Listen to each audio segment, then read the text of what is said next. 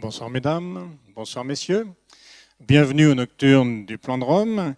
Bienvenue également à ceux qui nous suivent en direct sur Internet. Le travail de restitution virtuelle de l'Antiquité mené à l'Université de Caen a deux facettes. L'une est la restitution de l'architecture et de l'urbanisme de la Rome du IVe siècle. L'autre est la restitution des systèmes mécaniques de l'Antiquité gréco-romaine. Cet axe sur l'étude des textes techniques grecs et romains a été introduit ici à Caen depuis longtemps par le professeur Luc Alba, dont je salue la présence ici ce soir. C'est cette deuxième facette qui va être montrée ce soir avec la présentation en cours avec la présentation des travaux en cours de l'un de nos doctorants, Jérôme Nicole. Jérôme Nicole prépare sa thèse en deux disciplines, langue et littérature ancienne et informatique. Il soutiendra d'ailleurs sa thèse dans la discipline informatique et je salue son co-directeur Olivier Lezoret qui est ici présent. Le sujet de sa thèse est les automates dans l'Antiquité, sources, fonctions et restitution virtuelle. Il s'agit à la fois d'étudier les textes grecs et latins qui décrivent les automates et de travailler sur les techniques de réalité virtuelle qui permettraient non seulement de les comprendre, mais également de restituer l'émerveillement, de faire comprendre leur fonctionnement et de restituer l'émerveillement qu'ils pouvaient provoquer face au public. Un automate, au sens propre, c'est une machine qui se meut d'elle-même. Le mot est naturellement associé à l'époque contemporaine aux robots, à l'intelligence artificielle et aux capteurs. C'est une discipline qui connaît actuellement des progrès extraordinaires. Dans la vidéo que vous voyez ici, réalisée par la société Boston Dynamics, qui est issue du MIT de Boston, il y a trois aspects.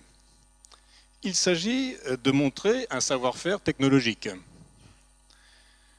Il s'agit d'amuser, d'étonner. Et le troisième aspect, c'est aussi une fonction utile. Regardez ce que va faire le robot après s'être échauffé. Il va se diriger dans la cuisine d'un pas tout à fait décidé. Et là, il va pouvoir trier ce qu'il doit mettre à la poubelle et ce qu'il doit mettre dans la vaisselle. Alors, ce qui est intéressant, c'est que ces trois aspects, la démonstration du savoir-faire, ou de la science, tout simplement, démontrer ce que sont capables de faire les capteurs, l'amusement, l'étonnement et l'utilité, eh bien, ce sont trois aspects que l'on voit, que l'on connaît dans la notion d'automate depuis le début. Or, cette notion d'automate remonte à l'Antiquité. Alors, si vous voulez bien, avant d'entrer dans le vif du sujet, on va faire un tout petit retour en arrière. Les automates existaient déjà au siècle dernier. Il suffit de penser aux automates dans les vitrines des grands magasins au moment de Noël. Ces figures, ces figurines qui s'animaient d'elles-mêmes avec des petits moteurs électriques. Près de chez nous, on a un musée à Falaise qui rassemblait une collection de ces automates du siècle dernier. Mais les automates existaient aussi avant l'électricité. Il suffit de penser aux automates, par exemple, construits par Jacques de Vaucanson au XVIIIe siècle, et notamment son célèbre canard, qui était capable de cancaner, de barboter, de marcher, de boire et même de digérer. Et puis, quand on remonte au plus loin, eh bien, on remonte aux origines de notre littérature, à Homère. Alors, chez Homère, ce sont des automates pour les dieux, fabriqués par un dieu, le dieu qui s'appelle Héphaïstos. Deux passages de l'Iliade nous parlent des automates d'Héphaïstos. Ils se situent tous les deux au moment où Thétis, la déesse Thétis, vient demander à Héphaïstos, le dieu du feu, le dieu des artisans, de lui fabriquer de nouvelles armes pour son fils Achille. Eh bien, à ce moment-là, Héphaïstos est en train de fabriquer des navettes automatiques qui iraient de sa demeure à l'Assemblée des dieux. Et puis, quand Héphaïstos sait que Thétis est là, Il va quitter son atelier pour venir la voir. Or, Héphaïstos est boiteux. Il se déplace difficilement.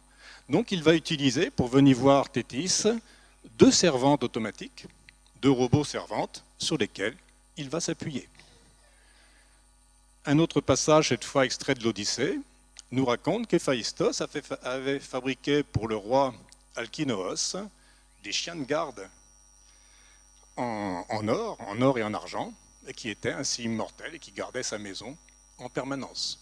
En dehors de l'Iliade, on nous signale aussi qu'on a aussi un récit qui nous raconte qu'Héphaïstos avait construit un géant en bronze, Talos, pour protéger l'île de Crète. Alors, notre objet, notre sujet de ce soir, est de tenter de comprendre ce qu'étaient les automates de l'Antiquité, les vrais, ceux construits par les hommes en les restituant. Des restitutions physiques ont déjà été réalisées, notamment par un ingénieur polytechnicien grec, Kostas Kotsanas. Je vous en montrerai quelques-unes. Notre particularité va être de les restituer virtuellement et de tenter d'interagir avec eux. Avant de laisser Jérôme vous expliquer en quoi consiste son travail de thèse, quel travail de programmation et de modélisation il a effectué, avant de le laisser vous montrer un exemple de restitution et d'interaction, je vais rapidement exposer comment notre source de connaissance, comment connaît-on ces automates de l'Antiquité, puisque seuls les textes techniques nous les ont transmis. Ensuite, je verrai très rapidement aussi à quoi ils pouvaient servir, pourquoi est-ce qu'on faisait des automates, dans quel cadre on les utilisait. Et puis je laisserai la parole à Jérôme. Donc l'essentiel de notre connaissance sur les automates de l'Antiquité vient de la littérature technique. C'est une littérature qui était relativement abondante, dont nous avons perdu malheureusement une grande partie. En ce qui concerne les automates, 4 noms se dégagent. Ctésibios, au IIIe siècle avant Jésus-Christ, Philon de Byzance à la même époque, Vitruve au 1er siècle avant Jésus-Christ, et Héron d'Alexandrie à l'époque de Néron au 1er siècle après Jésus-Christ. Ctésibios, on connaît son œuvre parce qu'il est souvent cité par Philon, par Vitruve et par bien d'autres auteurs, mais on a perdu son œuvre. On a gardé celle de Philon qui s'intitule Pneumatique, je vous dirai ce que c'est un peu plus tard. Vitruve, lui, a écrit un livre de l'architecture dans lequel il n'aborde pas beaucoup les automates, mais vous verrez qu'il en décrit au moins un. Et puis Héron d'Alexandrie, c'est celui dont il nous reste le plus d'œuvres. On pense souvent pour les automates au traité qui s'appelle Pneumatique et Automate, mais il faut y ajouter la catoptrique qui nous a été transmise uniquement dans une version abrégée latine, et qui traite des jeux de miroirs qui permettent aussi de faire des choses extraordinaires, par exemple de faire dans un temple apparaître Athéna, qui sort de la tête de Zeus. Alors vous voyez comme Alexandrie joue un rôle très important.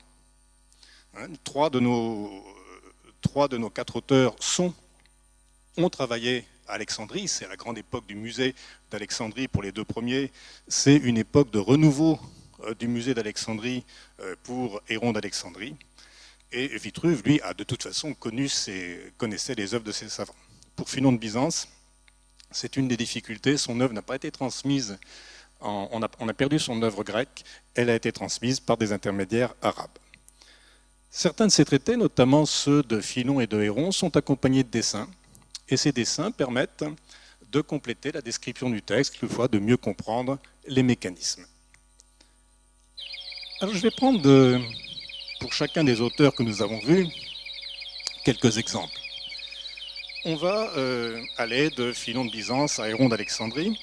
Donc je vais commencer en utilisant, pour vous montrer les systèmes, des reconstitutions physiques qui ont été faites par Kostas Kotsanas et qu'il expose dans 2 musées, le musée de Katakolo en Grèce et pas loin le musée d'Olympie. Alors, les restitutions de M. Kotsanas ne sont pas toujours très fidèles aux textes grecs et latins. Quelquefois, elles mélangent aussi 2 textes, elles utilisent 2 textes en même temps, c'est le cas pour ces oiseaux siffleurs. Mais ça nous donne une bonne idée de ce que pouvait être le fonctionnement de ces automates. Donc ici, il s'agit d'oiseaux siffleurs. Le principe, c'est un principe hydraulique, je ne m'attarde pas dessus. Les oiseaux chantent quand la chouette leur tourne le dos, et ils s'arrêtent de chanter quand la chouette les regarde. Alors, ce qui forcément impressionnait les personnes qui ne comprenaient pas le fonctionnement de l'appareil.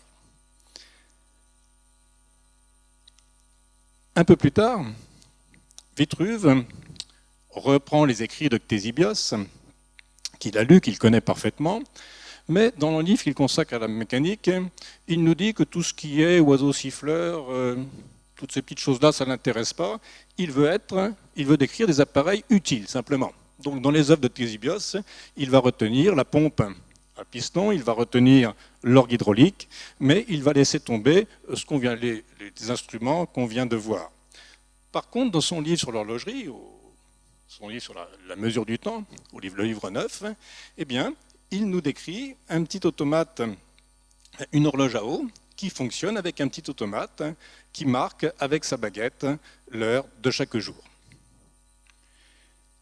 Et puis pour Héron, je vais prendre simplement deux exemples. Un exemple extrait des pneumatiques. Alors ce qu'on appelle les pneumatiques dans l'Antiquité, vous avez vu, c'est le titre de l'œuvre de Philon de Byzance aussi, ce sont des traités qui traitent des propriétés de l'air et de l'eau, en fait. Donc ici, par exemple, un petit temple miniature, donc les gens ne voient pas ce qu'il y a en dessous. Lorsqu'on allume un feu sur l'autel qui est devant, les portes s'ouvrent automatiquement. Quand le feu s'éteint, les portes vont se refermer automatiquement. Là aussi, c'est quelque chose de tout à fait étonnant. Un autre livre d'Héron s'appelle Automates, proprement dit. Alors la différence entre les pneumatiques et les automates, c'est que dans les pneumatiques, ce sont des systèmes qui fonctionnent avec l'air et l'eau, alors que dans les automates, ce sont des systèmes qui fonctionnent avec un contrepoids.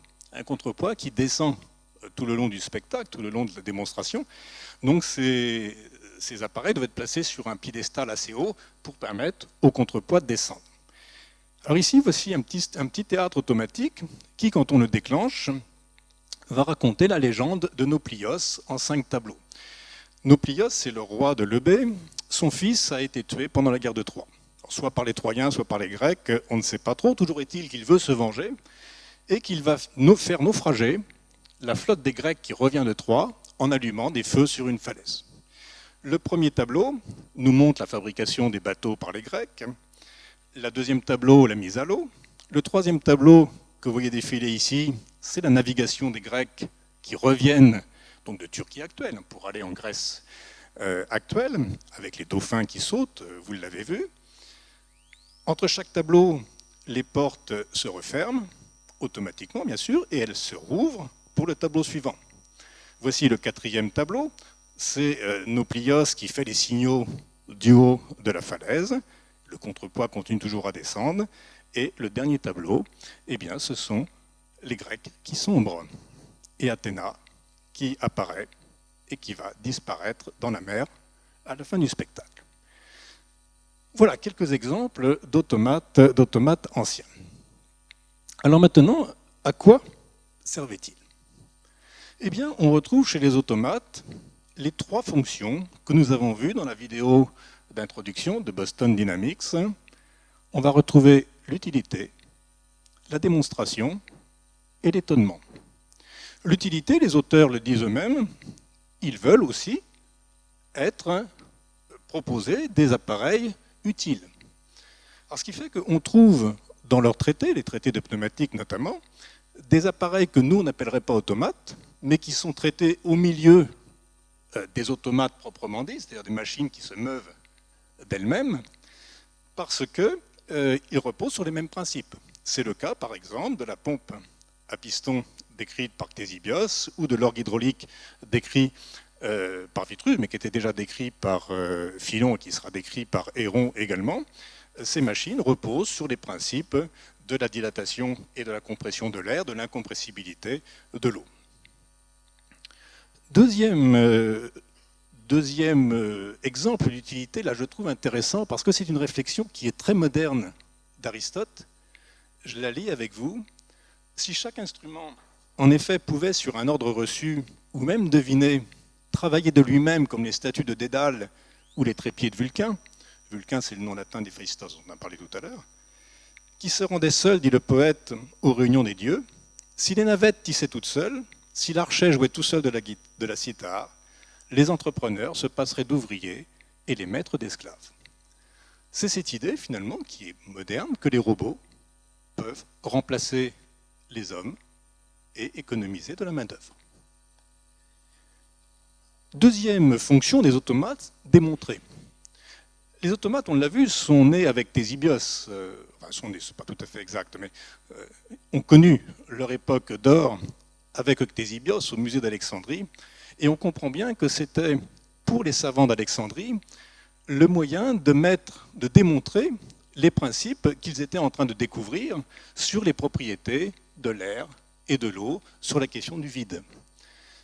Vitruve nous le dit expressément, et nous le dit pour démontrer la théorie du vent.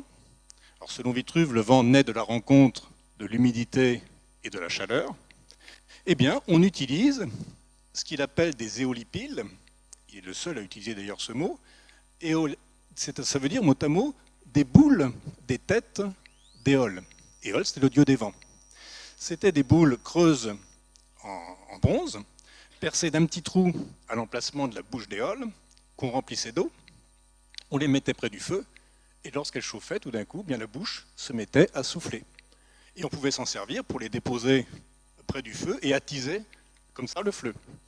Il y a un texte de Philon de Byzance qui nous décrit un petit brûle-parfum qui fonctionne avec ce type d'appareil pour auto-attiser le feu. Héron d'Alexandrie, lui aussi, utilise un appareil pour démontrer la puissance de la vapeur. C'est la première fois dans l'histoire que l'on voit décrit une turbine à vapeur. Le principe, c'est une boule, alors cette fois qui n'est pas directement sur le feu, mais qui reçoit de la vapeur d'eau qui est, elle, produite par un récipient plein d'eau qu'on place sur un feu. Cette boule creuse est percée et traversée par deux tuyaux qui sont coudés en sens opposé. Et lorsque l'eau se met à chauffer, lorsque l'eau se met à bouillir, eh bien, la turbine, la boule, se met à tourner.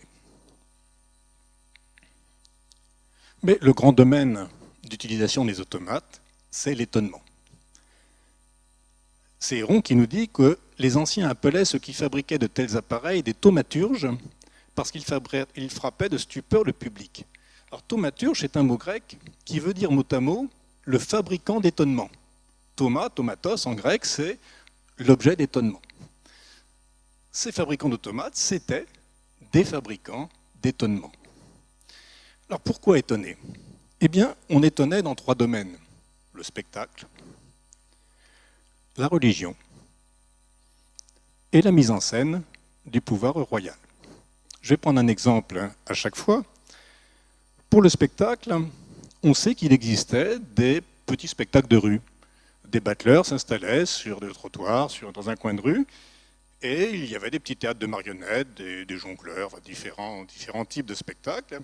Il faut imaginer qu'ils prenaient, ou ils faisaient une quête, ou qu'il y avait une petite rétribution à la suite de ce spectacle. On peut supposer que les petits théâtres automatiques que décrit Héron pouvaient être utilisés dans ce cadre. Alors, il est amusant de voir que quelques siècles plus tard, Rousseau, quand il part faire un de ses premiers voyages avec son ami, eh bien, va emporter avec lui une fontaine de Héron. C'est lui qui emploie le mot, une fontaine de Héron. Alors, on retrouve, on dit toujours que cette fontaine est décrite chez Héron. En fait, non, Héron ne décrit pas cette fontaine, mais c'est vrai que la fontaine magique de Rousseau, qu'on connaissait au XVIIIe siècle, reprend des principes qui sont décrits par Héron d'Alexandrie. Alors, ce qu'espérait Rousseau, c'est utiliser cette fontaine pour payer son voyage. Il se disait, on va faire des petits spectacles avec mon ami, et puis les gens vont nous payer, ça va nous permettre de payer notre voyage. Alors, le principe est assez simple, vous versez de l'eau dans une coupelle, tout en haut, et puis tout d'un coup, la fontaine se met à jaillir. Et elle va jaillir comme ça pendant un bon moment, sans s'arrêter. Alors les gens ne voient pas, en fait, elle va jaillir jusqu'à ce que le réservoir intermédiaire soit complètement vide, mais ce réservoir intermédiaire s'auto-alimente de lui-même, donc ça dure assez longtemps. Les gens, bien sûr, ne voient pas à l'intérieur. Alors Rousseau était très très déçu parce qu'en fait, personne ne le payait.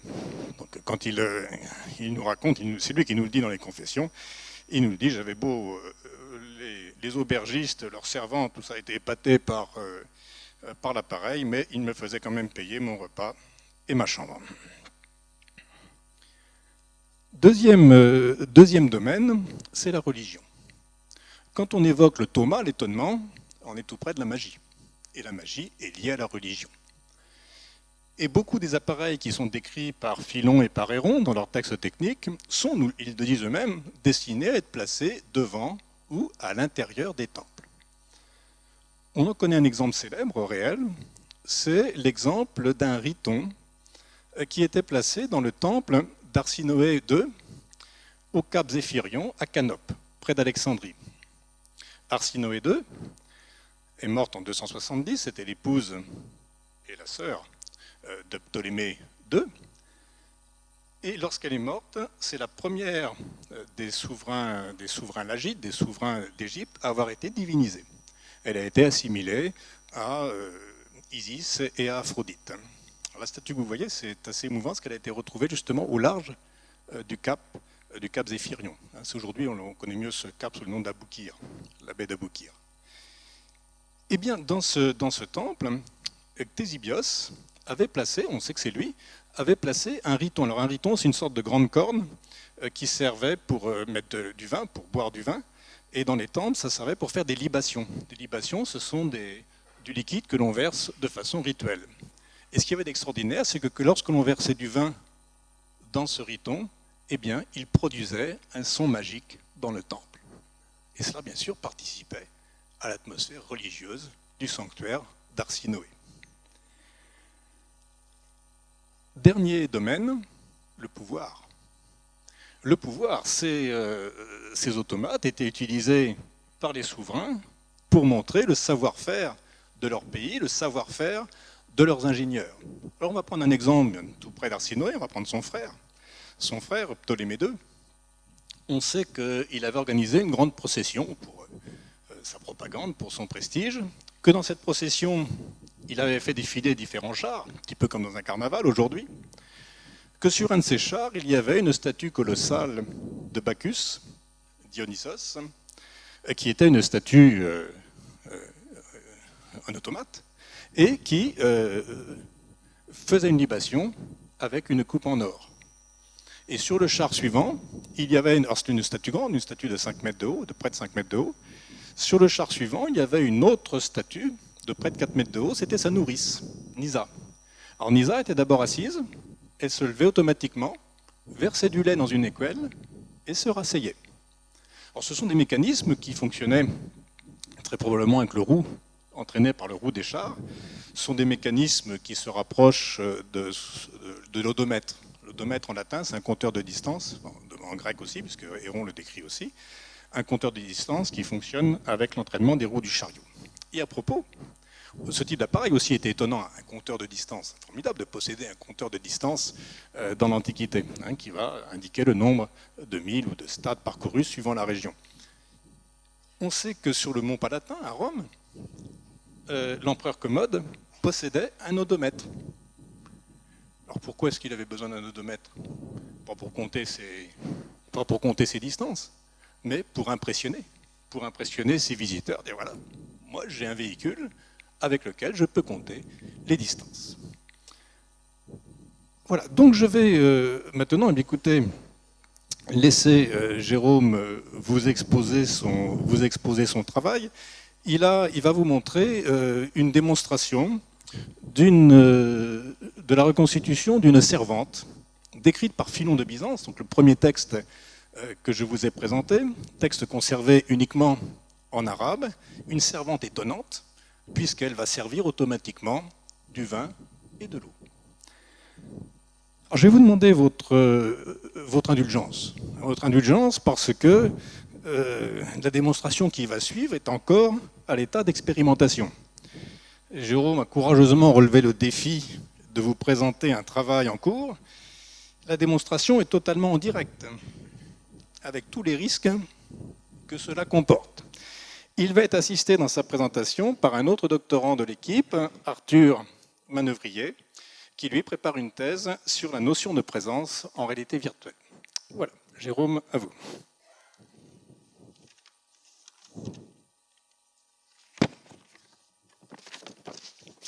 Bonsoir à tous. Le texte que j'ai surtout étudié à présent est extrait des pneumatiques de Philon de Byzance. Il s'agit d'un des automates à forme humaine, on dirait aujourd'hui un robot humanoïde. Avant de vous présenter en détail l'automate en question, je vais faire un rapide descriptif de la vie de Philon de Byzance. On ne sait pas grand-chose de Philon, si ce n'est qu'il vécut au milieu du IIIe siècle avant Jésus-Christ. Il est natif de Byzance et il s'était rendu à Rhodes et à Alexandrie pour étudier les catapultes et enseigner l'art militaire. Cependant, il a passé la plus grande partie de sa vie à Alexandrie et fait partie des grands inventeurs que mentionne Vitruve au 1er siècle avant Jésus-Christ. Dans le cadre de la concurrence commerciale et religieuse que se livraient les différents prêtres à Alexandrie, il conçoit de nombreux automates, comme notamment des fontaines à intermittence et la servante automatique que je vais vous présenter aujourd'hui. Héron cite souvent Philon dans son œuvre, et son œuvre intitulée La composition mécanique est composée de 9 livres. Vous pouvez les voir listés ici sur la diapositive. Seuls les livres 4, 5, 7 et 8, que vous voyez ici écrits en rouge, nous sont parvenus par des manuscrits grecs et arabes. Je vais à présent vous lire un extrait du texte que j'ai étudié. Description d'un autre vase plus merveilleux que celui-là. C'est une fontaine à intermittence ayant la forme d'une servante qui tient en main une aiguière. Quand on place dans la paume de sa main gauche une coupe à boire, elle verse du vin en la quantité que l'on veut. Ensuite, elle verse l'eau qu'on mélange à ce vin. Une aiguière, c'est une cruche qui était destinée au transport de l'eau. C'est donc cet automate que je vais aujourd'hui vous présenter dans son contexte. Il permettait à son propriétaire d'émerveiller les convives qu'il recevait en proposant une machine automatique distribuant du vin et de l'eau. Cette présentation commencera par une démonstration de réalité virtuelle, suivie ensuite par l'explication de son fonctionnement. Pour naviguer et interagir au sein de l'application 3D, je vais utiliser un casque de réalité virtuelle, le HTC Vive que vous voyez ici sur scène, qui me permettra de m'immerger entièrement dans la scène virtuelle. Le contrôle de l'avatar, qui est une représentation 3D d'un être humain, se fera par une retranscription de mes gestes sur une combinaison de capture de mouvement. Il s'agit du Perception Neuron, c'est celle que je porte aujourd'hui. La capture de mouvement, ou motion capture en anglais, est une technique qui permet d'enregistrer les positions et les rotations d'objets ou de membres d'êtres vivants pour en contrôler un double virtuel sur ordinateur. Le choix du casque s'est porté sur le HTC Vive qui propose un environnement immersif de 20 mètres carrés, soit une surface au sol de 5 mètres par 4 mètres. Vous pouvez ici voir le dispositif mis en place. Il est livré avec 2 capteurs infrarouges de position qu'on appelle les Lighthouse, que vous pouvez apercevoir montés sur des trépieds. Le choix de la combinaison, quant à elle, s'est porté sur le Perception Neuron. C'est une combinaison de 32 capteurs composée d'accéléromètres et de gyroscopes qui permet une liaison sans fil en n'utilisant aucun capteur infrarouge. Les accéléromètres sont des capteurs utilisés pour enregistrer à la fois les accélérations statiques, comme la gravité, et les accélérations dynamiques, comme les chocs et les mouvements. Le gyroscope, quant à lui, permet de détecter les différentes variations d'angle. Les différents capteurs que je viens de parler, représentés sous forme de points rouges sur la diapositive, sont répartis sur tout le corps afin de représenter un squelette qui servira de base à l'animation de l'avatar. Sur la photo suivante, en bas à gauche, vous pouvez apercevoir les mêmes points rouges qui sont référencés au même endroit sur le squelette de l'avatar, qui permettent ainsi de l'animer. Pour la détection de mouvement, il est nécessaire d'utiliser des algorithmes permettant la reconnaissance de gestes, notamment en apprentissage automatique. L'apprentissage automatique étant un sous-domaine de l'intelligence artificielle. Ces algorithmes permettent la détection en temps réel d'un mouvement qu'effectue le porteur de la combinaison au sein d'une base de données de plusieurs gestes. L'autre intérêt d'utiliser la motion capture sera de permettre d'enregistrer des animations que l'on pourra utiliser dans les prochaines restitutions, notamment pour simuler des mouvements de foule. Je vais essayer maintenant de reproduire devant vous l'effet que la mise en œuvre de cet automate pouvait produire sur les invités au dîner de l'empereur. Vous pourrez suivre la démonstration sur l'écran. Ce que vous apercevrez sera la rediffusion de ce que mes yeux vont voir à l'intérieur du casque. Lorsque je vais bouger ou tourner la tête, mon point de vue changera et vous le verrez à l'écran. De même, vous pouvez voir que la combinaison que je porte me permettra de contrôler un avatar qui ici ressemblera à un robot, l'application étant en cours de développement. Dans une prochaine version de l'application, nous pourrons contrôler les gestes d'un véritable Romain au IVe siècle. Avant de s'immerger dans la scène virtuelle, il est nécessaire de réaliser une calibration de la combinaison. C'est pour cela qu'Arthur a installé une table et une chaise au milieu de la scène. Nous allons effectuer cette tâche ensemble.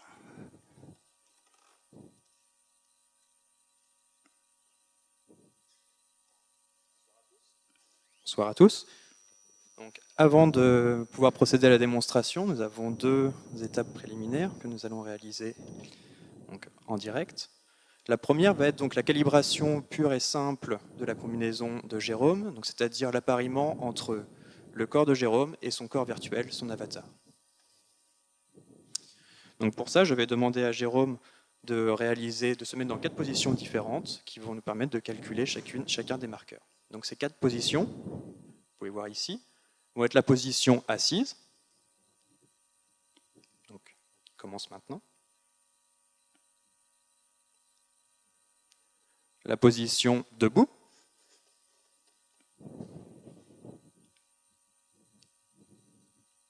la position en T, et enfin la position en squat, qui est de loin la plus avantageuse pour lui. Donc, une fois cette première étape réalisée, nous allons maintenant créer un point zéro. Donc, le point zéro va servir de point de référence dans l'environnement 3D, dans l'espace 3D et dans l'environnement virtuel. Donc, et voilà. Voici. À l'issue de la calibration, vous pouvez voir maintenant que quand je bouge, l'avatar suit exactement les mêmes mouvements que j'effectue. Si je vous salue par exemple, l'avatar réalise la même action. Nous allons pouvoir maintenant entrer dans la scène virtuelle. Pour cela, nous allons prendre le casque et le mettre sur notre tête.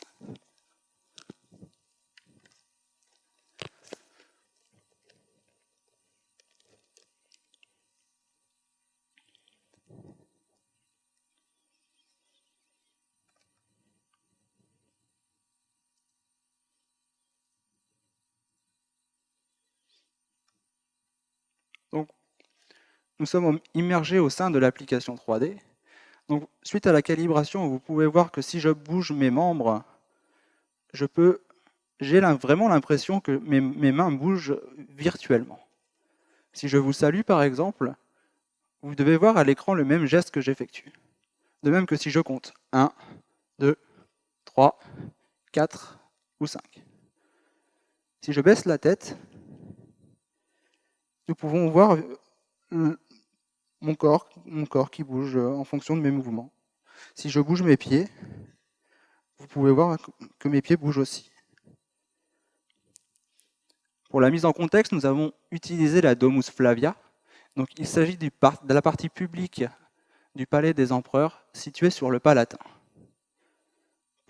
Revenons-en à la nocturne d'aujourd'hui et à notre automate. Vous pouvez voir ici, représentée debout, la servante automatique de Philon de Byzance, représentée en cuivre, avec dans sa main droite une aiguière. Sur la droite, une table regroupant différents objets, des coupes et des cruches. ces objets étant entièrement interactifs. Pour effectuer la première tâche, nous allons nous mettre dans la peau d'un convive qui va se déplacer au niveau de la servante pour remplir sa coupe. Pour cela, approchons-nous de la table et attrapons une coupe. Vous pouvez voir que si je l'oriente, la coupe s'oriente. Il suffit ensuite de la déposer sur la paume de sa main. Le vin commence à couler, suivi ensuite par l'eau. Et vous pouvez voir aussi que la servante s'arrête sans faire déborder la coupe et que 2 liquides sortent du même récipient. Chose qui à l'époque était incommensurable. Comment la servante faisait-elle pour savoir ces choses-là? C'est à ces 2 questions que nous allons répondre lors de l'explication du mécanisme. Reprenons maintenant la coupe. Nous pouvons voir que le mélange a été effectué. Il suffit maintenant de la déguster. Nous pouvons la déposer sur la table. Donc, voilà la tâche qu'effectuaient les différents convives lorsqu'ils avaient besoin de remplir leur coupe. Nous pouvons effectuer cette tâche une dizaine, voire une vingtaine de fois, avant que les réservoirs se vident. L'étape suivante est réalisée par des esclaves ou des maîtres de maison, à l'abri des regards, pour garder secret la présence d'un mécanisme. Il s'agit du remplissage des différents réservoirs. Pour cela, approchons-nous de la servante automatique. Il suffit pour cela d'ôter le couvercle des différents réservoirs. Sur la servante automatique, le couvercle correspond au crâne. Donc pour cela, il suffit de prendre le crâne et de le déposer sur la table. Si je m'approche, vous pouvez voir ici 2 orifices, un correspondant ici au réservoir de vin, un correspondant ici au réservoir de l'eau. Tournons-nous vers la droite. Prenons une cruche correspondant au vin et effectuons le geste pour permettre de remplir le réservoir.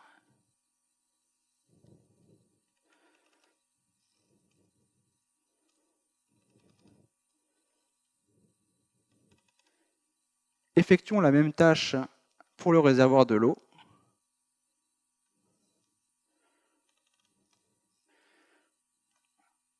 Les réservoirs remplis, il suffit ensuite de refermer le couvercle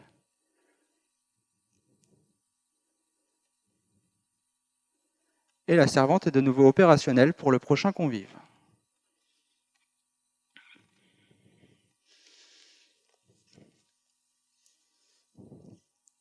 Je vais à présent vous expliquer quel a été mon développement pour réaliser cette application et comment le mécanisme fonctionne. La construction de l'application se fait en plusieurs étapes. Tout d'abord, il convient d'étudier les textes anciens pour établir des schémas techniques des mécanismes, facilitant ainsi leur reconstruction 3D. Vous pouvez voir ici au milieu de la diapositive un des schémas que j'ai réalisé pour comprendre comment le mécanisme fonctionnait. Il s'agit du mécanisme interne de la servante automatique. Pour la création de textures, il a fallu réaliser une liste des différents matériaux utilisés et de les plaquer directement sur le modèle 3D. L'utilisation du modèle de la Domus Flavia pour la mise en contexte n'a pas tout de suite été compatible avec le moteur 3D que j'ai utilisé. En effet, pour les nocturnes, la plupart des modèles sont développés et intégrés au sein du CryEngine, un moteur 3D utilisé dans le jeu vidéo pour les scènes conséquentes.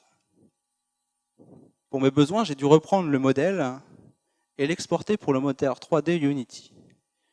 Il s'agit d'un moteur ayant le gros avantage d'être multiplateforme. C'est-à-dire qu'avec lui, nous pouvons construire notre application pour différentes machines cibles, telles qu'aujourd'hui sur les PC, mais aussi sur les smartphones, comme c'est le cas pour Roma Intabula. C'est ce moteur qui me permet d'interagir avec l'automate, car la combinaison n'est pas compatible avec CryEngine. La suite consiste à intégrer notre modèle 3D et de créer un système d'éclairage qui rend notre scène agréable à regarder. La combinaison fonctionne avec un logiciel qui récupère les positions et les rotations des différents capteurs en liaison sans fil, comme vous avez pu le voir lors de l'étape de la calibration. Il suffit alors de programmer une liaison entre le logiciel et le moteur 3D, qui va permettre d'animer notre personnage en utilisant la combinaison. Dans le cadre de ma thèse, le plus gros travail de programmation consistera à détecter les différents gestes que le porteur de la combinaison sera amené à faire. Pour intégrer la servante automatique au sein de l'application, il faut comprendre comment le dispositif fonctionne et comment le modéliser. Afin de comprendre comment il fonctionne, il est d'abord utile de préciser qu'il est camouflé à l'intérieur du corps de la servante, pour être masqué du public et garder une part de mystère. Le texte nous apprend aussi que l'automate est construit de cuivre et d'argent et que la servante est représentée debout avec une aiguière dans sa main droite. Il nous indique aussi que la coupe utilisée pour distribuer le vin est alourdie par un lest à sa base et que le mélange distribué est de 2 tiers de vin pour 1 tiers d'eau, ce qui forme ensuite un mélange homogène. Dans l'Antiquité, le vin se stocke dans un état très concentré. Il est donc nécessaire de le diluer avec de l'eau pour qu'il soit buvable.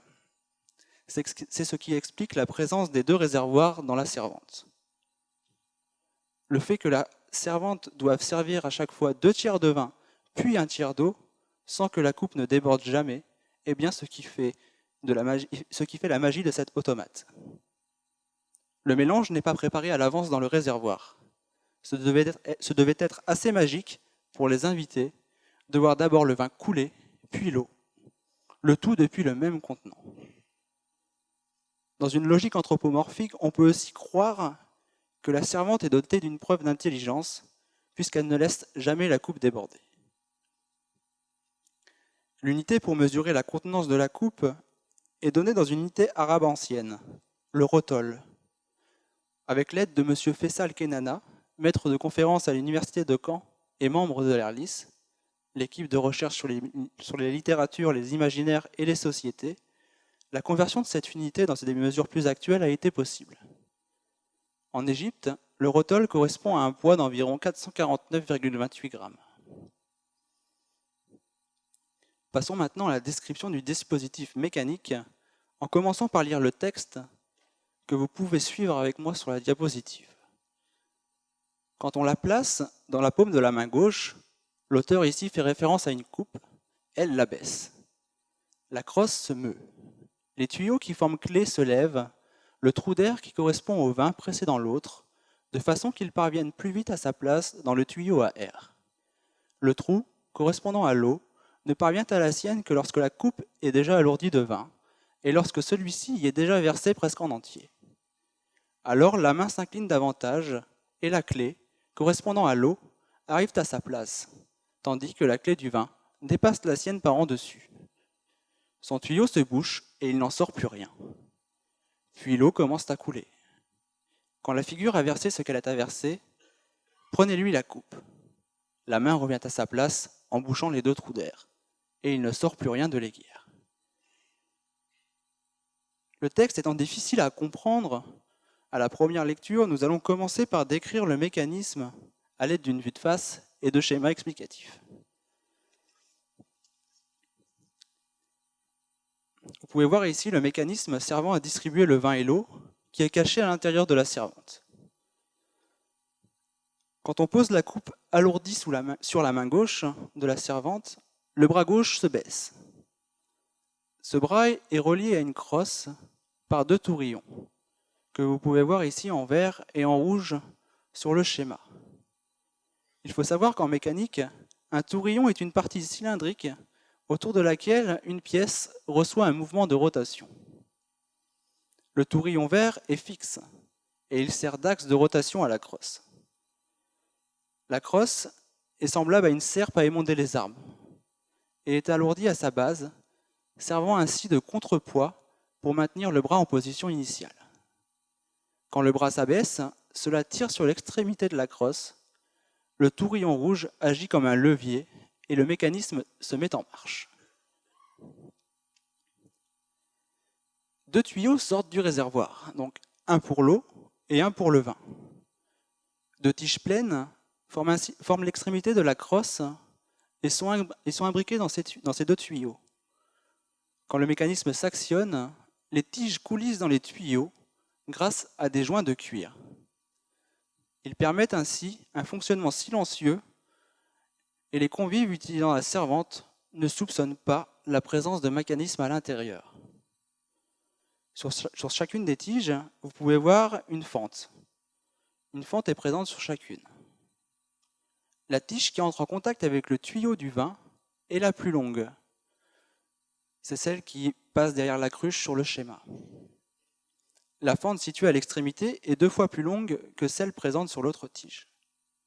Lorsque la fente est au niveau du tuyau, elle permet à l'air d'y entrer durant un certain laps de temps. Vous pouvez voir sur le schéma les flèches bleues représentant le trajet de l'air. Quand la fente a achevé sa traversée du tuyau, la tige pleine bouche l'entrée et le passage de l'air s'interrompt.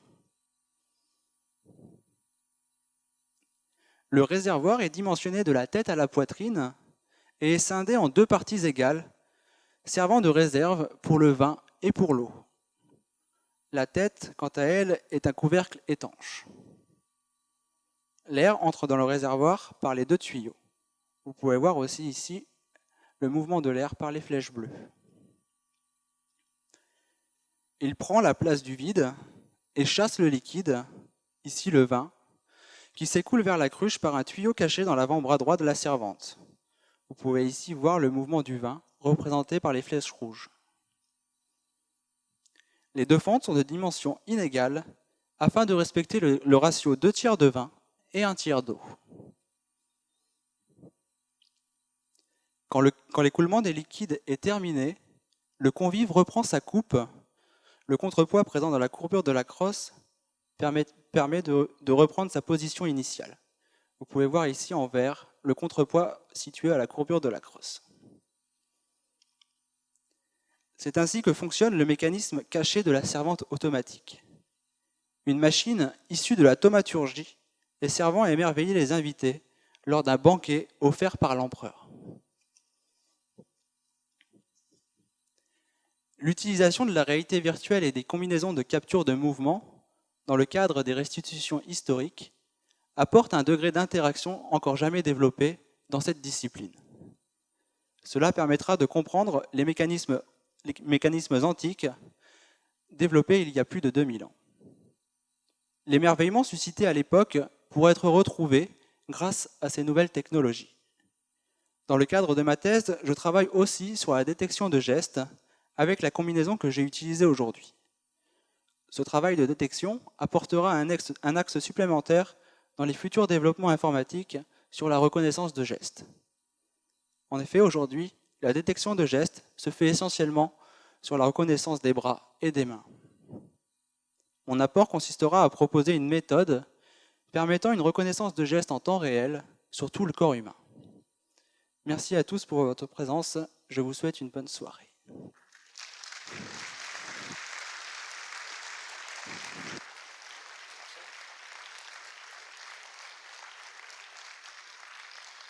Bien, merci à Jérôme. C'est la dernière nocturne de la saison. Alors je vais faire ce que je fais d'habitude à chaque saison. Je vais demander à toute l'équipe de venir rapidement sur la scène, y compris aux 2 capteurs, Guillaume et Stéphane, afin de vous les présenter. Vous imaginez bien que lors des nocturnes, vous voyez sur la scène 1, 2, 3 personnes, mais en fait derrière c'est toute une équipe qui travaille. C'est un travail qui ne peut se faire qu'avec une équipe et qui travaille dur. Vous savez, pour les nocturnes, une partie de l'équipe a passé son week-end de Pâques à préparer la présentation de ce soir. Et je sais que cette nuit, il y en a encore qui à 3 heures du matin étaient au bureau en train de faire les derniers réglages. Donc regroupez-vous autour de moi, que vous soyez tous dans le champ de la caméra. Je ne sais pas où aller. Je vais commencer par la gauche. Stéphane Gorkowski de la DSI, qui est responsable de la cellule audiovisuelle de la DSI, c'est la division des services informatiques, et qui lui gère tous les soirs, chaque soir de nocturne, la capture, la retransmission sur Internet et puis également sur la chaîne YouTube.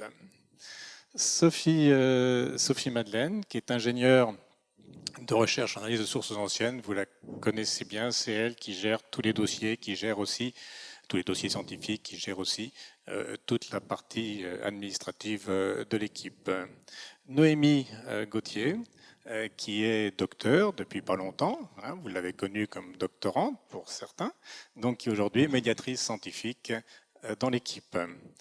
À côté, Guillaume Leterrier, qui est l'assistant de Stéphane, qui lui aussi travaille tous ces mercredis de nocturne à cette captation. Ils le font en dehors de leur temps de travail, et sachez qu'après, il y a encore au moins une bonne heure de rangement.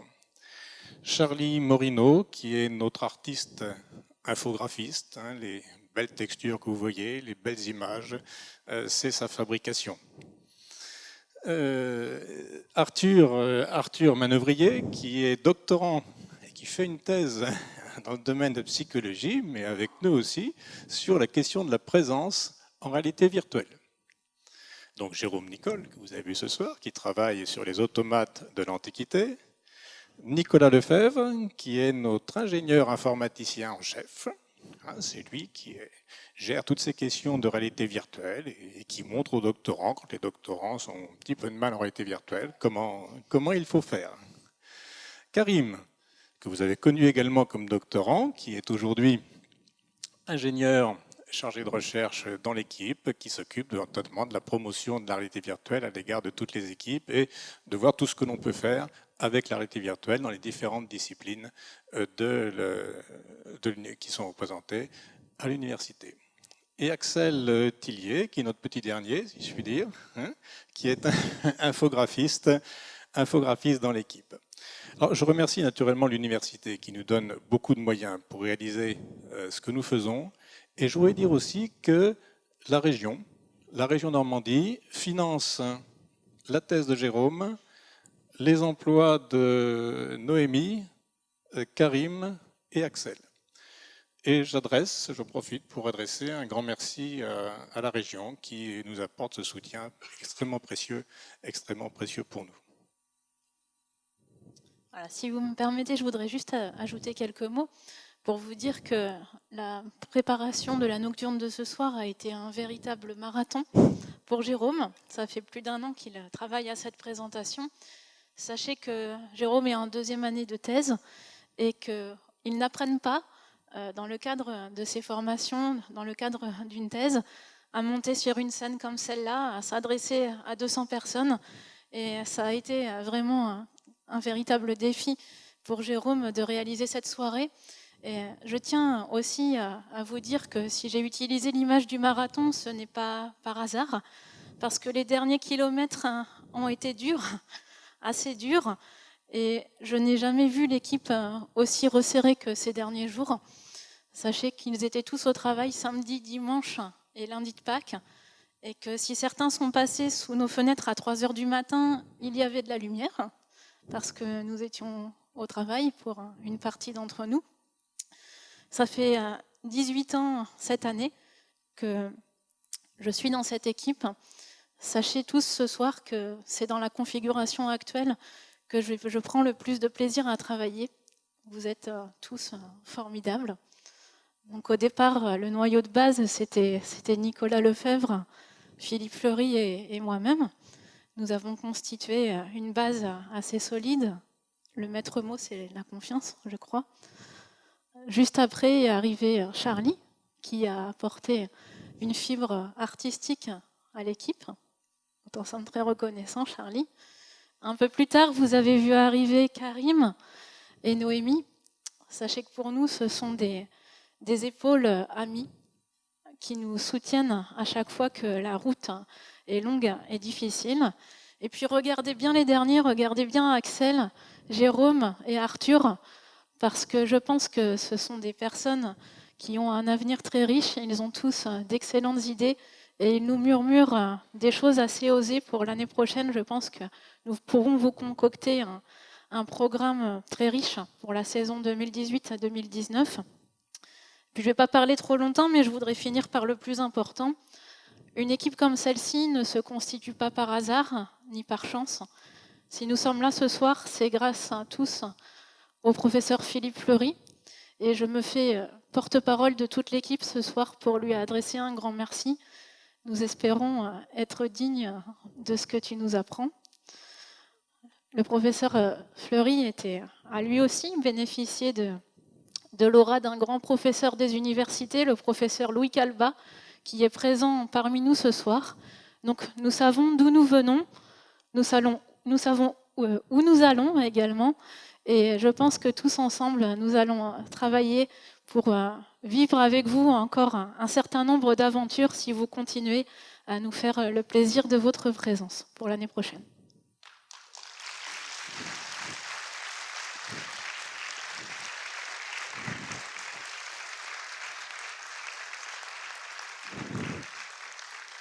Merci pour ce message très gentil, Sophie. Voilà, on va prendre maintenant la question, et merci encore à toute l'équipe.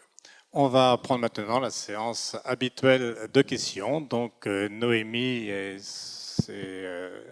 Charlie, voilà, qui seront là ce soir pour vous tendre le micro. Donc nous sommes à votre disposition.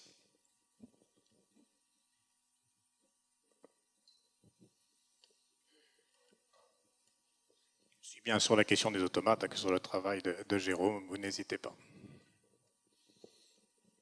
Et s'il y a des questions sur Internet, vous nous les transmettez aussi.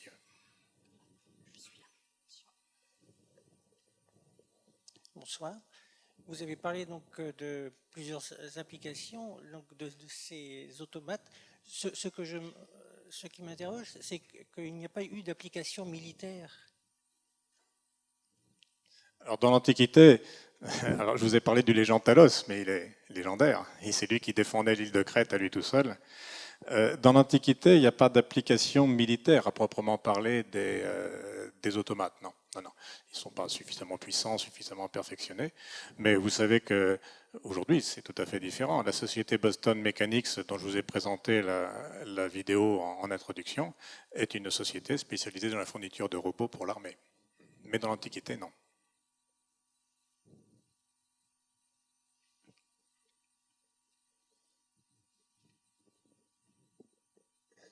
Merci. Deux petites questions, ou trois petites questions. D'abord aux jeunes doctorants. Donc vous avez expliqué le fonctionnement du robot. C'est quelque chose de très compliqué. Oui. Donc félicitations. Vous dites que c'est en arabe et en grec que les textes ont été transmis. Donc de base, le texte de Philon a été écrit en grec. Oui. Mais ce qu'il nous reste aujourd'hui, c'est que des manuscrits arabes finalement. Et du coup, les traductions des traités sont souvent pas très précises. D'accord. Donc, vous avez eu l'aide d'éminents professeurs d'arabe. Exactement. Est-ce que vous avez eu à apprendre l'arabe aussi pour mieux vous imprégner de ce texte? Je m'y suis initié, on va dire. Je connais quelques notions, mais pas non plus de quoi traduire un texte, par exemple. D'accord. Bon, donc, une autre petite question. Est-ce que vous avez lu des textes sur les automates? Il y a un automate qui est présent dans un film, Les Argonautes, donc qui s'appelle le pigeon volant. Est-ce que c'est un robot qui a vraiment existé ou ce sont les Américains qui ont inventé? Je ne sais pas si vous avez eu l'occasion de voir ça. Non, c'est probablement exact. On sait que le savant Archytas de Tarente, dont on a perdu les écrits, mais dont on connaît pas mal de fragments, avait inventé une colombe en bois qui volait. On est au IVe siècle avant Jésus-Christ. Il était de Tarente, Archytas de Tarente. Donc c'est quelque chose qui a existé. C'est très vraisemblable qu'il a réussi à fabriquer cet automate volant. Oui. D'accord. Bon, et une question pour monsieur vous-même, pardon. C'est le texte d'Aristote qui parle d'automates qui auraient pu remplacer des esclaves et autres Ou des ouvriers. ouvriers, par exemple. Et donc, à partir de là, j'ai lu quelque part que les Romains avaient, avec l'aide de Héron d'Alexandre, inventé donc des engins pour propulser les navires militaires. Mais ils n'ont pas, disons, développé ces engins parce qu'ils ne voulaient pas perdre leurs esclaves. Est-ce que c'est crédible? Alors, il y a deux problèmes en même temps. Il ne faut pas penser que l'existence de l'esclavage a été vraiment un frein au développement du machinisme, comme on le dit souvent, parce qu'en fait, les esclaves coûtaient très cher. Et puis, si je puis dire, de manière cynique, ils se sont raréfiés au fur et à mesure que l'Empire romain a fini par conquérir tout ce qu'il avait à conquérir. Donc la question de la main-d'œuvre n'est pas liée, n'est pas liée à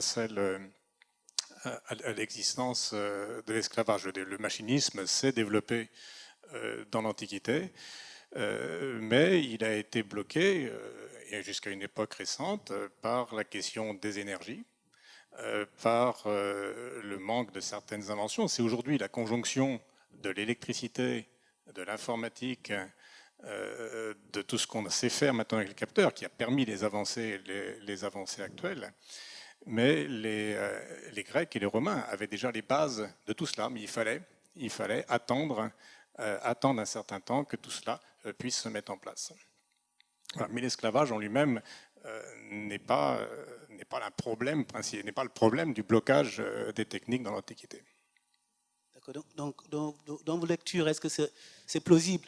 Est-ce que les Romains ont vraiment eu... Ah oui, j'avais oublié votre question. Donc, voilà. Effectivement, les Romains, on a un texte du IVe siècle, qui est un texte anonyme, qui s'appelle De Rebus Bellicis, qui nous décrit une invention destinée à l'armée, qui est un navire de guerre automoteur, un navire à roue à aube, dont le moteur est en fait alimenté par des bœufs, des bœufs qui tournent sur des manèges dans la coque du navire. Trois paires de bœufs qui alimentent trois paires de roues à aube. Donc le mécanisme fonctionne, on l'a reconstitué virtuellement ici dans l'équipe, on sait qu'il est faisable, il est réalisable, on ne sait pas si la machine a été réellement construite et réellement utilisée. Alors si elle n'a pas été, elle ne s'est pas développée, en tout cas c'est certain, c'est tout simplement parce que le système des roues à aube n'est pas adapté à la marine de guerre, même quand on a inventé la vapeur et qu'on a utilisé les navires à vapeur avec des roues à aube, on ne l'a pas fait longtemps parce que les roues à aube sont beaucoup trop fragiles dans le combat. D'accord, merci. Est-ce que la servante automate marchait éventuellement pour le Alors là, la servante de Jérôme, je puis dire, la servante de Philon ne marchait pas, non. Mais on savait faire des automates marchands. Il y avait des théâtres, je vous ai montré tout à l'heure un théâtre statique, et il y avait également des scènes de théâtre qui pouvaient se déplacer sur plusieurs mètres sur des rails circulaires, avoir une sorte de spectacle sur une scène complète qui se déplaçait, automatiquement, bien entendu. Oui. Oui, nous avons une question sur Internet. Un internaute se demande si on considère que la salle à manger de la Domus Aurea, de la maison de Néron, est considérée comme un automate et comment son plafond pouvait fonctionner. Alors, il y a deux choses dans les salles à manger de Néron. Il est question de deux salles à manger différentes. Il y a la salle à manger tournante de Néron, qui est un dispositif qu'on peut considérer comme un automate. Il faut savoir que Héron d'Alexandrie, on le considère comme un grec, c'est un romain. Il vit sous l'Empire romain. Et c'était peut-être un ingénieur de Néron. On sait que Néron a utilisé beaucoup d'ingénieurs alexandrins. Et la salle à manger tournante de Néron, donc le principe, je ne sais pas si vous le connaissez tous, Néron avait installé à l'extrémité nord-est du Palatin un immense plateau tournant sur lequel il avait installé sa salle à manger, qui tournait en permanence, toujours, avec un système de roues hydrauliques. C'était extraordinaire parce que vous commenciez par la vue du forum, puis ensuite vous passiez comme ça la ville de Rome, et puis vous terminiez par le grand étang qu'il avait fait construire à la place du Colisée. Donc ça, c'est un système automate, oui, bien sûr. Et il avait un autre système dans une autre pièce, c'était des plafonds qui pouvaient s'ouvrir et qui distribuaient des fleurs sur les convives. Voilà. Là, c'est moins de l'automatique, c'est plus un système mécanique simple.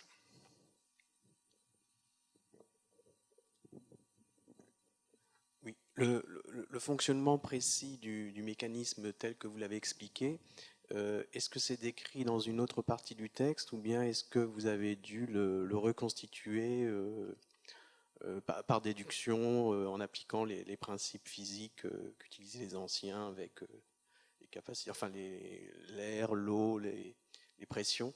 Est-ce que c'est pour la machine de filon, pour oui, l'automate pour la de filon. machine. Ah bah, je laisse répondre Jérôme. Non, la construction du mécanisme même est décrite plus en amont dans le texte, notamment avec des lettres grecques expliquées comme alpha correspond à tel tuyau, bêta correspond à tel tuyau. Il suffit juste de réfléchir un petit peu pour essayer de mettre en adéquation ces mécanismes et essayer de trouver une hypothèse de restitution qui permet de la faire fonctionner finalement, en utilisant les principes des pneumatiques, tout simplement.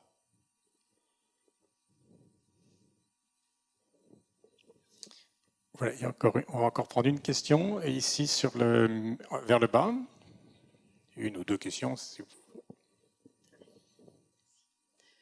Juste de la curiosité, vous nous aviez dit précédemment que l'espoir était de mettre la vie dans les reconstitutions virtuelles de la ville de Rome.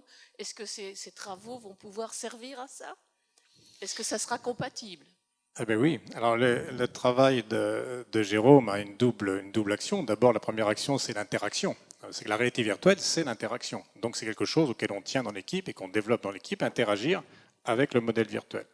Et puis en effet, vous avez vu qu'il est capable de représenter virtuellement des mouvements qui sont tout à fait réalistes, puisque ce sont ses mouvements à lui, ces mouvements de sa tête, ce sont les mouvements de son corps.